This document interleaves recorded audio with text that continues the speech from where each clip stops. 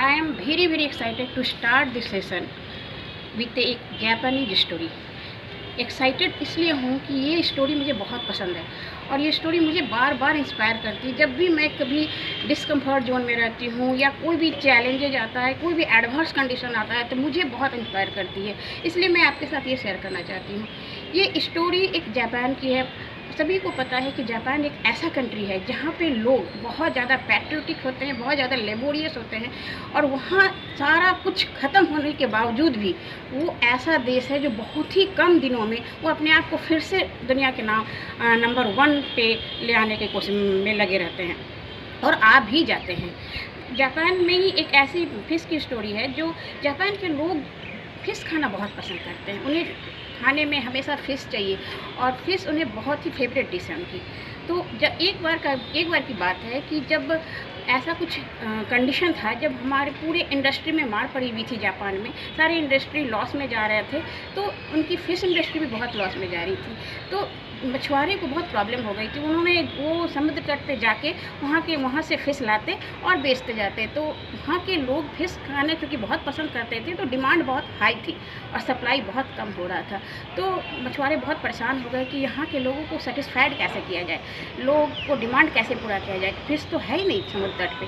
तो उन्होंने एक मीटिंग बुलाई और वो मीटिंग के डिसीजन में ये हुआ कि हम लोग कुछ दूर जाके समुद्र के बीचों बीच जाके कुछ ज़्यादा से ज़्यादा मछलियाँ लेके आएँ और इनकी डिमांड पूरा करें। तो वो लोग ऐसा ही करने लगे। एक बड़ा शिप पर बहुत बड़ी नौकाएँ दौड़ाने लगे और वो जब भी समुद्र के बीच में जाते और बहुत सारी मछलियाँ लाते और मार्केट में डाल देते। लेकिन कुछ दिन में ही वो जो कस्टमर्स होते हैं, जापानी जो लोग होते हैं, वो बहुत, उनमें सेंस ऑफ इंटेलिजेंसी बहुत ज़्यादा होती है। तो वो जैसे ही मछली को सूंघते तो पता कर लेते ये बासी मछली है, तो वो उसे रिजेक्ट कर देते। मछुआरे फिर से बहुत परेशान हो गए, बोले अब क्या किया जाए, क्योंकि इतनी मछली लाने के बावजूद भी उन्हें ये पसंद नहीं आ रही है। तो उन्होंने फिर से एक मीटिंग बुलाया और उन्होंने ये कहा कि अब क्या करती हूँ, अब हम लोग एक बड़ा सा टब अपने नौका में रखेंगे और जितनी भी मछलियाँ पकड़ेंगे समुद्र के बीचों बीच जाके वो टब में वो मछली हम लोग डाल देंगे, ताकि वो मछली का जो एक्टिविटी हो, वो पानी में जैसे रहने की जो एक्टिविटी हो वो उनको मिले, तो सेम स्वाद मिलेगा, तो वो लोग बहुत पसंद करेंगे।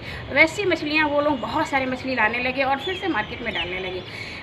कुछ दिन तक तो ये अच्छा चला, लोग थोड़ा दिन खाने भी लगे, बट कुछ दिन के बाद फिर से वही एडवर्स कंडीशन आ गया कि लोग इसे पसंद नहीं करते थे। तो मैं कहानी के अंत होने के बीच में ये रोक कर मैं ये कहना चाहती हूँ कि जब भी ऐसा कंडीशन होता है, कि जब भी एडवर्स कंडीशन होता है, तो लोग अगर इसे अपॉर्चुनिटी के रूप में स्वीकारें, जैसे जापानीज मछुआरे कर रहे थे, तो वो हमेशा आगे बढ़ेंगे। फिर से मैं कहानी पे आती हूँ और वो जब भी फिर से उन्होंने एक मीटिंग बुलाया और इस बार की मीटिंग में एक मछुआरे ने एक बहुत अच्छा सजेशन दिया। उन्होंने कहा कि एक काम करते हैं, हम लोग हमारा जो टब रहेगा उसमें एक शार्क डाल देते हैं।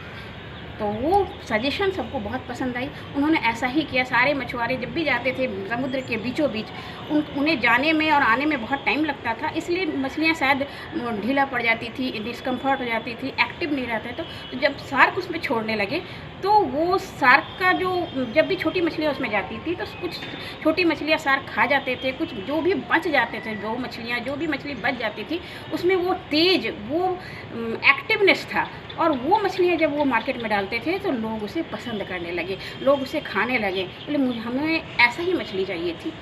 इस कहानी का लेसन यही है कि आप में जब तक एक्टिवनेस रहेगा, आप में जब तक तेज रहेगा, लोग आपको पसंद करेंगे, आप एक मैग्नेट के रूप में काम आओगे, सारे लोग आपको बहुत ज़्यादा अप्रिशिएट करेंगे, आपका काम बहुत अच्छा होगा।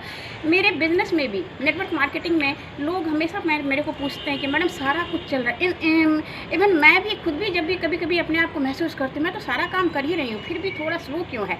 तो मैं जब एनालिसिस करती हूँ तो पता चलता है कि शायद कंफर्ट जोन में जाने की ये तैयारी है। हमेशा अपने आप को डिस्कम्फर्ट जोन में रखना चाहिए।